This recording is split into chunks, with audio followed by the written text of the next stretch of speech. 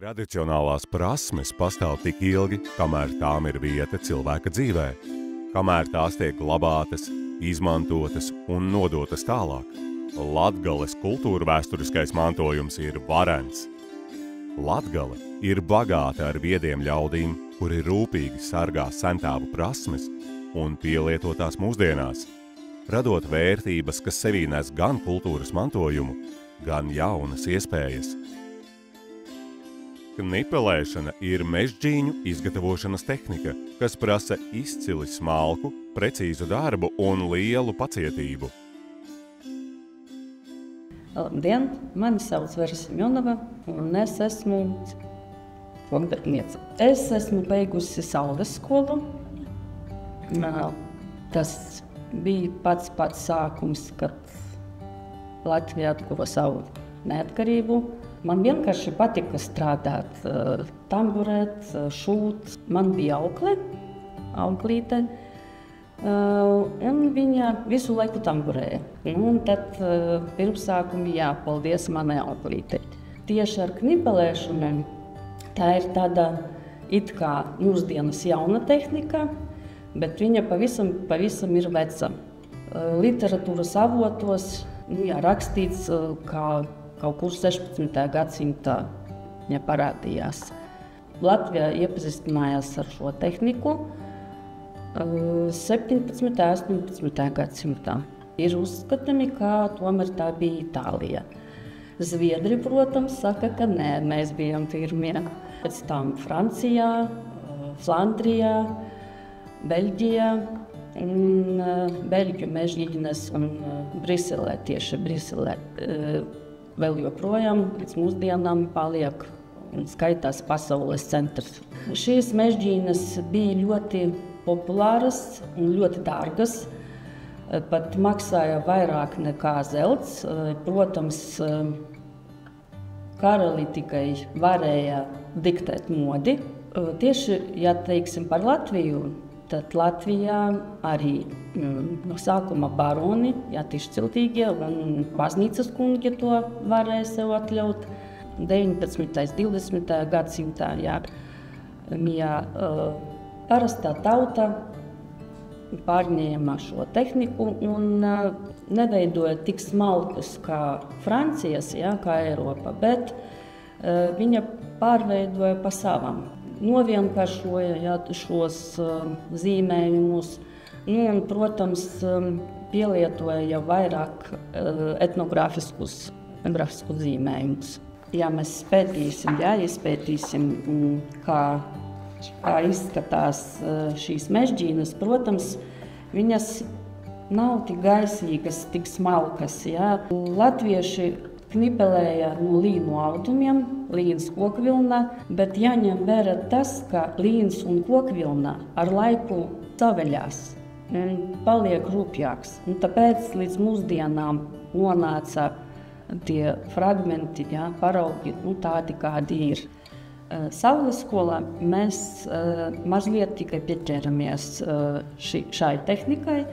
Mēs veidojam Abranes tautas tērpu. Skolotāja Eridāna Dihnoviča sadalīja mums, kādu gabalu mums jāuzknipelē, un mēs knipelējām. Lai sākt knipelēt, mums galvenais vajag, lai būtu zīmējums. Var arī, piemēram, paņemt tikai 10 knipelītes, 5 pārus, vai, piemēram, ka šeit šīs zīmējums ir dvieļa gals, šeit pat līdz 100 var izmantot. Lai uzsāktu knipelēt, mums no sākuma jāuzzināt, ko mēs gribam. Tad mums vajag uz kā mēs knipelēsim, ar ko mēs knipelēsim, ar kādu materiālu. Sagatavojam dievus.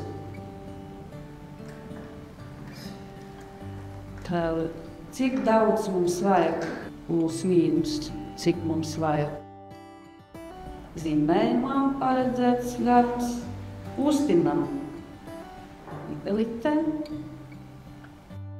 izveidojam cilpiņu.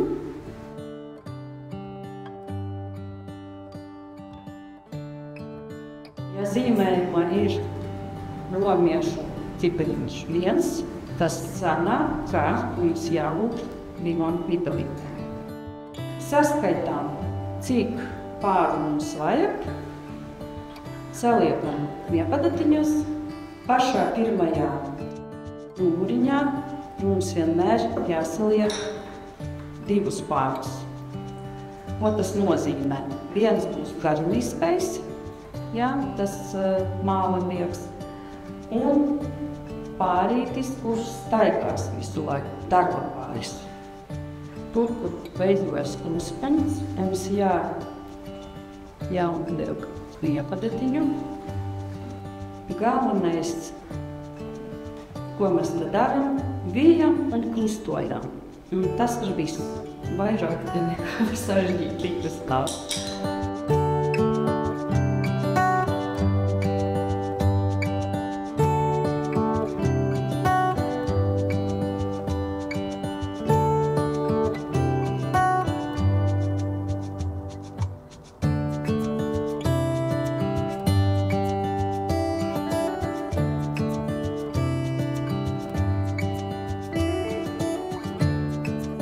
Tagad es savīšu katru pāri savā starpā un redzēsim, kas mums sanāk.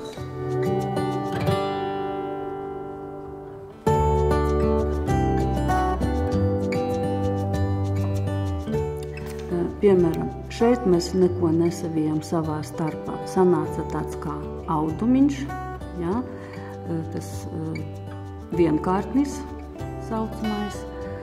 Šeit mēs jau savījām garnisko diegu, bet darba pāris nebija savīts, bet šajā variantā mums ir gan savīts garniskais, gan darba diegs.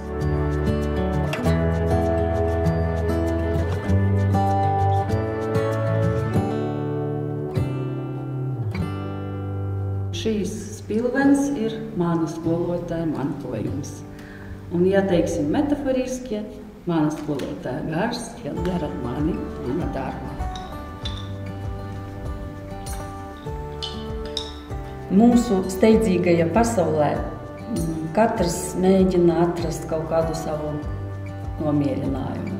Tieši, kad knibelītes atskan tādu savu mūziku, savu dziesmu, un tu sēdi pilnīgi kā ielīdis tajā darbībā.